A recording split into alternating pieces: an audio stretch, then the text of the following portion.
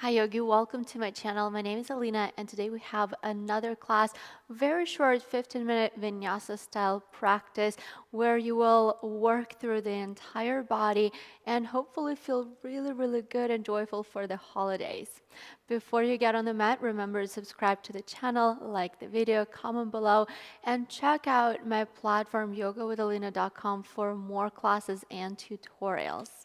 Get ready and I'll see you on the mat in just a few moments.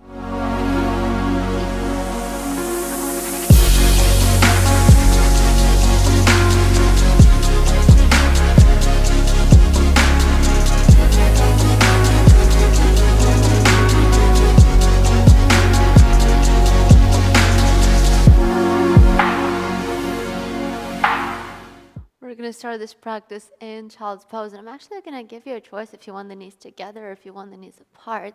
My personal right now favorite is knees apart. And if you're with me, then stretch the arms all the way forward towards the front of the mat. If the knees are together, probably you will be more comfortable having the knees or having the arms by your sides. And again, if you're not really sure where you want to go today, try both, because I want this practice to be yours. The only thing I'm doing here is really suggesting things. You're creating the practice for yourself. So once you've found your pose on the mat today, you're going to close your eyes and start the practice as always, simply disconnecting from the outside world and bringing all the awareness, all the attention inwards. Sensations, feelings, emotions, thoughts, all the good stuff. Now when you feel ready, you can start deepening your breath.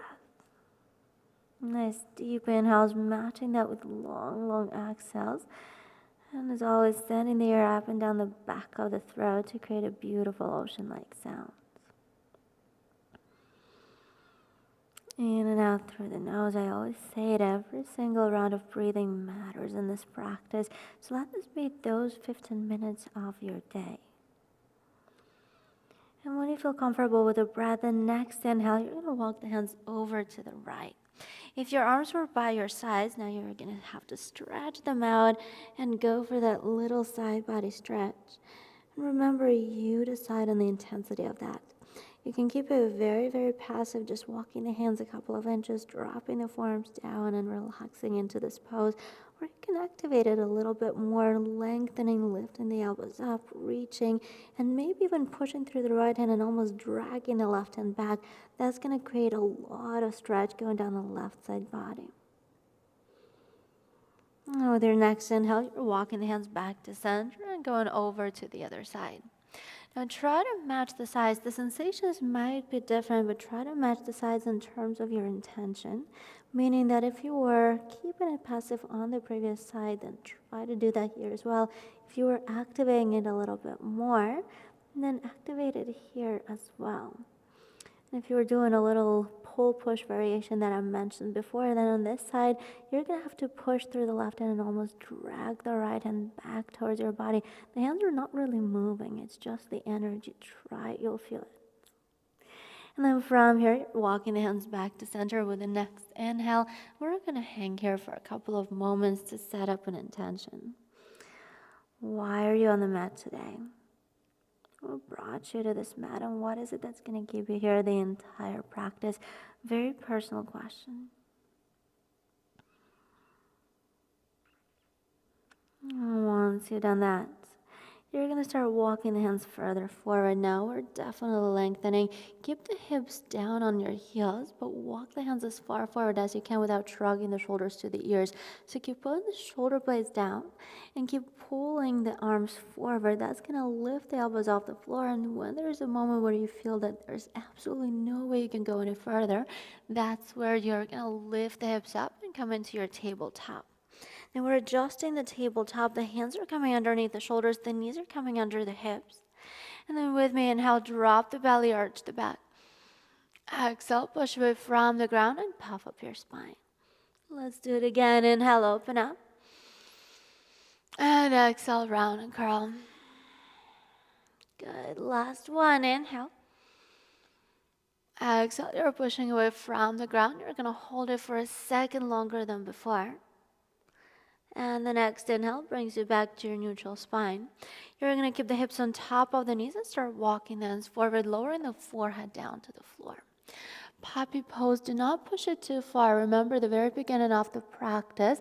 So if the forehead down, you already feel the shoulders, the upper back, the chest, then you're going to stay here and it's going to be totally fine with me. If you need a little bit more, the chin goes down to the floor, maybe even your chest, but remember, not pushing it too far. This practice is not for us to kill ourselves. Keep the hips on top of the knees, taking a few more moments here. Let's take a deep inhale. And then exhale, chest is coming 1 inch closer to the floor.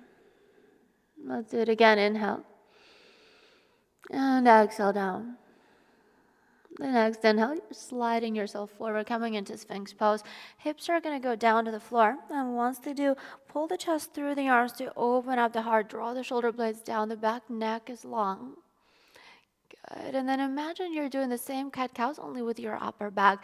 You're pushing away from the ground. You're going to separate the shoulder blades, bring the chin a little bit closer to the chest. We're keeping the upper back exactly as it is right now. Tuck the toes under and lift the hips up, coming into your forearm plank. Stacking the shoulders over the elbows, bodies parallel to the floor, activating the core. This is a short practice, but at times it's going to be spicy, just saying, giving you a little bit of a heads up. Keep the forearms exactly where they are. Start walking the feet up, coming into your dolphin pose. And once you get there, it's going to be tempting to lower the forehead closer to the ground. Try to keep it lifted. And when you hit your max, you can bend and straighten your legs a few times. That should feel pretty good on the hamstrings. Keep pushing away from the floor. You're sending the hips back and up on this one. Good. And we're going to find stillness with the legs. Keep the hands exactly where they are. The next inhale, one strong movement. Lift both elbows off the floor, coming into your very first downward facing dog. We're pushing the hips back and up still. Again, you can bend and straighten your legs. And this one, you're trying to separate the shoulder blades as much as you can. But at the same time, you're grounding the knuckles of the index fingers. So important. You will feel it once you do it. Good, and we're finding stillness with the legs if you're moving them just like I am doing right now. And then together, inhale, lift the heels up as high as you can. Exhale, drop the heels and the hips over to the right, stretch in the left side body. You're pushing the hips back and up. Still, this is an upside down V shape, not your side plank. The left shoulder is down, there's still weight in the left hand. Think about how much longer you can make that left side body. And then inhale, lifts you back up. Exhale, drop the heels and the hips over to the left. Stretch the right side body. Same exact thing. You're pushing the hips back and up. Think about the length in that right side. Right shoulder is down. The right hand carries a lot of weight. Inhale, back up. Exhale, the heels are coming 1 inch closer to the floor. Good. One more time. The next inhale, you're going to lift the heels up, but this time you're rounding yourself forward, coming into your high plank pose through a very fluid motion. We're stacking the shoulders over the wrist, but we're not staying here, not yet. Bend your knees a little bit. Arch the back like you would for cat-cows, and then as you exhale, push back. Starting to move through spinal wave together. Inhale, lift the heels, round yourself forward again. And then exhale, bend the knees, arch the back, travel into your downward face. Keep going just like this, moving at your own pace with your breath. The inhales are bringing you forward, the exhales are pushing you back.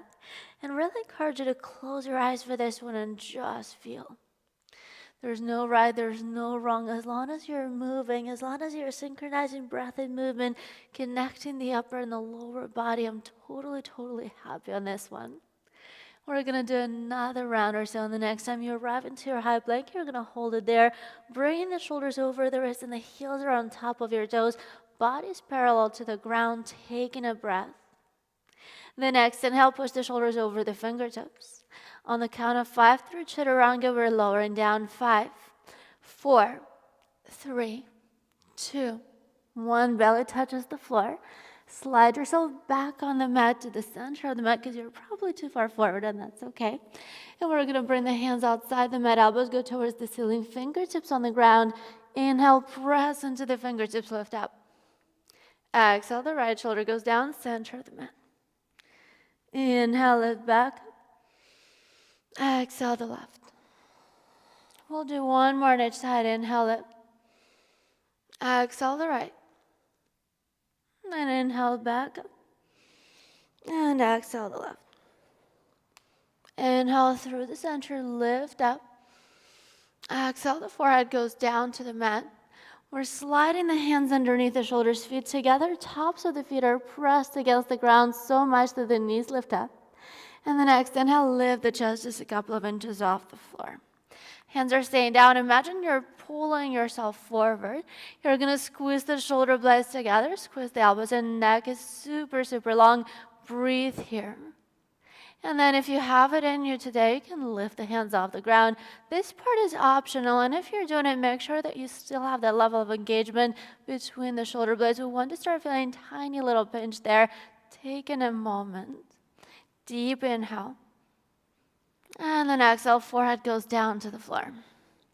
Hands are staying underneath your shoulders. Tuck the toes under. You can use your knees for this transition. We're pushing ourselves all the way up, coming back into that high plank pose. You've been here before. I want you to separate the shoulder blades as much as you can. That should feel really good after what we just did. And we're going to go into our vinyasa together. Inhale, push the shoulders over the fingertips. Exhale, chaturanga, elbows in. Inhale, upward facing dog, open the heart. Exhale, roll back, downward facing dog. Meeting in the downward facing dog, taking a couple of breaths. You can bend and straighten your legs. Just try to keep the same distance between the hands and the feet as you had before.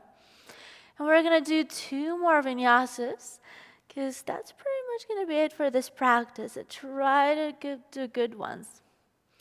Let's take a deep inhale, preparing. And then exhale, let it go. The next inhale, lift the heels. You're going to round yourself forward, high plank pose. Exhale, chaturanga, elbows in. Inhale, up dog. Exhale, roll back, downward facing dog.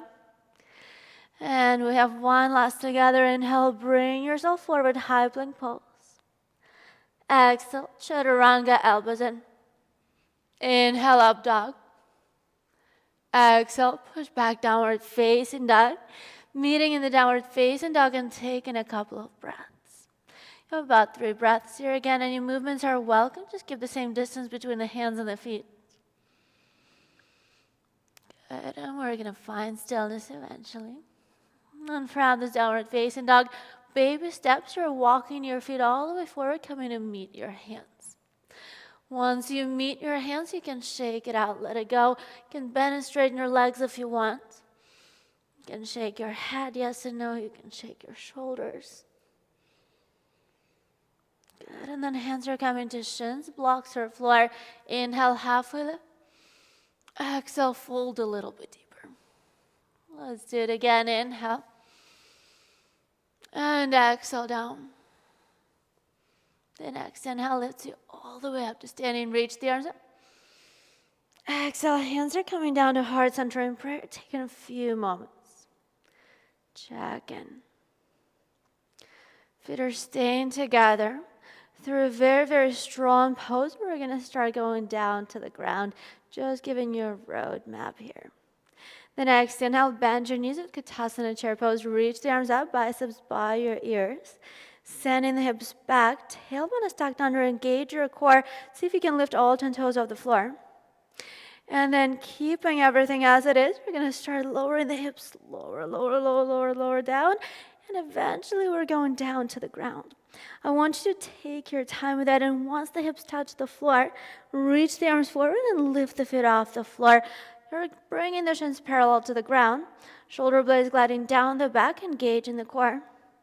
If you can keep the back straight and straighten the legs, go for it. Good. Together, inhale halfway down.